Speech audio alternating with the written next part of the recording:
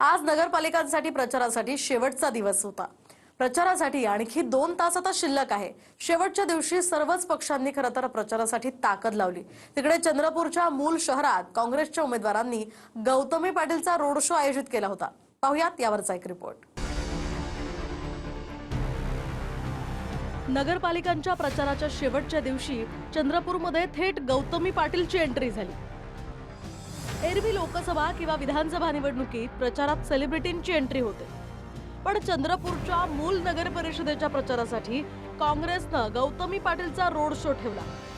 काँग्रेसचा प्रचार करण्यासाठी मूल शहरातल्या चौकातनं ओपन जिम मधून गौतमीनं फेरफटका मारला।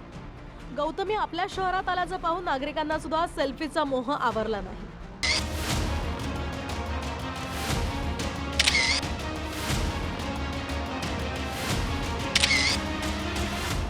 खूप छान वाटतंय आणि प्रेक्षक वर्ग भरभरून प्रेम देता, दरवेळेस प्रेम देता। ह्या वेळेस जरा जास्तीच तुम्ही बघतायत, गर्दी प्रचंड आहे, महिला वर्ग आहेत। खूप छान वाटतंय प्रेम मिळून सगळ्यांचं। या निवडणुकीमध्ये आपण अनेक ठिकाणी प्रचार करताना दिसून येत आहे। येतला प्रचार कसा वाटताय? विजय वडेट्टीवार यांच्या क्षेत्रामध्ये आले आहे।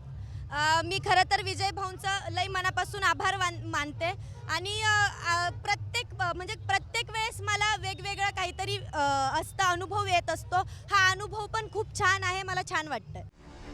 विशेष म्हणजे शहर बदलली की गौतमीचं प्रचाराचं चिन्हही बदलतंय।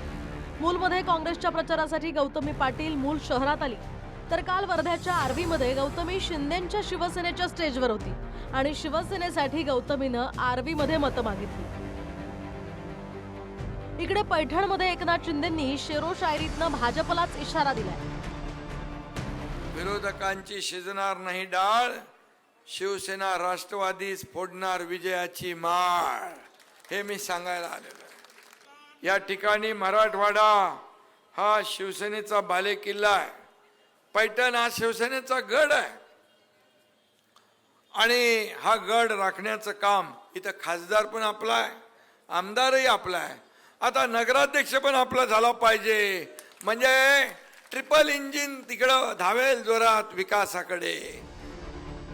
तर दुसरे उपमुख्यमंत्री अजित पवारांनी पुण्यातल्या राजगुरुनगरमध्ये सभा घेतली। माझ्यावर 70,000 कोटींच्या घोटाळ्यांचे आरोप झाले, पण मी 1 रुपयाचा कुणाचाही मिंधा नाही, असं अजित पवार म्हणाले।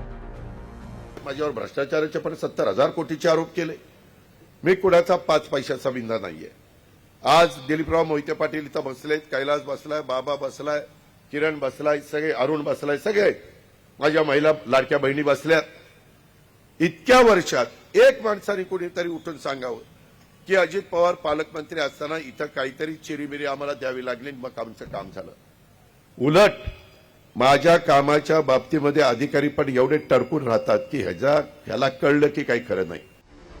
पुणे जिल्ह्यातल्याच भोरमध्ये मुख्यमंत्री देवेंद्र फडणवीसांनी ही सभा घेतली। इथे काँग्रेसमधून भाजपात आलेल्या संग्राम थोपटेंनी अजित पवारांवर निशाणा साधला। अजित पवारांच्या सहीशिवाय कामं केली, पण आता MIDC अजित पवारांच्या सहीशिवाय पूर्ण करा, अशी मागणी मुख्यमंत्र्यांकडे करत अजित पवारांना टोला लगावला।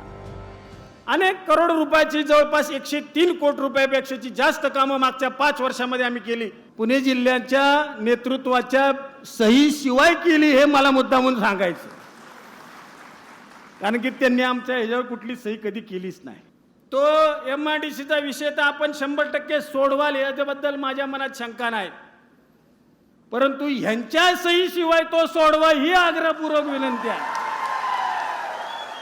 नाही तर येऊन इथं परत ते सांगतील पहिली माझी सही होती, यांची पहिली पण नको आणि शेवटची नको।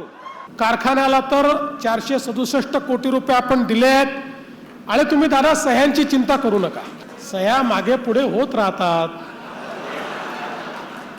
तुम्हाला कल्पना आहे, इतके वर्ष तुम्ही राजकारणात आहात, एकदा राज्याच्या प्रमुखाने जे ठरवलं त्या गोष्टी होत असतात, त्याच्यामुळे काही काळजी करू नका।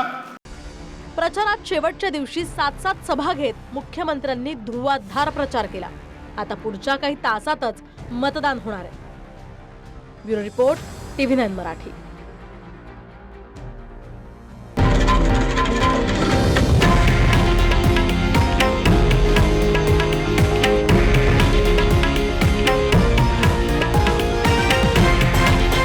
हे आहे देशातील नंबर 1 न्यूज नेटवर्क आणि आपण पाहत आहात TV9 मराठी, एकमेव.